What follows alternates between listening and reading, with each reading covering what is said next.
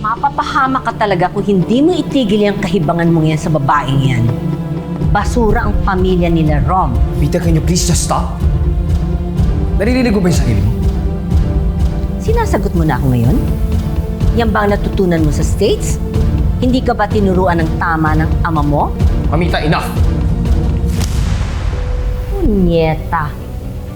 This is my house. At walang makakapagpatahimik sa akin sa sarili kong pamamahay. Kaya ganyan kayo ng tatay mo eh. Hindi kayo marunong makinig sa akin lalo na pagdating sa babae. Tulad nung magnanay na yon. Tulad ng nanay mo. Huwag niyo damay dito yung nanay ko. Why? Ha? Hindi mo kayang madinig ang katotohanan? Na yung nanay mo tatanga-tanga? Palibhasa, pinabayaan ng tatay mo ang kanyang kabobohan.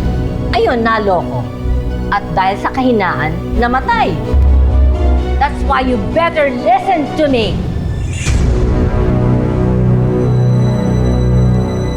Saan ka pupunta? Hindi pa ako tapos. Nak. Nay. Kumusta? Ito, Nay. Nag-aaral. Naghahabol kasi ako ng requirements sa school. Papasok na kasi ulit ako bukas. Nak, kayo na ba ni Rom?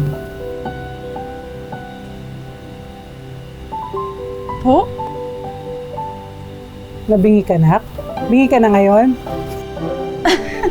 Ay, nako.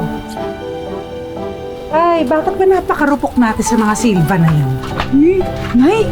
Baka marinig ka ni tatay. Nandiyan lang siya sa labas, oh. Nay, yun nagsiselos yun. Tsaka, ang tagal-tagal na nung sa amin yung tatay ni Rom. Yung tatay mo na syempre yung forever. Si nanay pumapag-ibig. Pero anak, kasi iniisip ko yung sa inyo ni Rom. Ibang klase kasi yung pamilya nila. Alam mo anak, kung ano man yung naumpisahan natin ngayon. Sa isang iglap, pwedeng mawala na lang nang dahil dyan kay Constancia.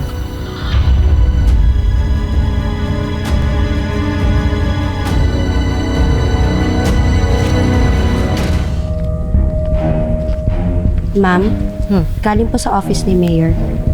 Copy raw po ng registration ng mga restaurant na sinabi ninyo.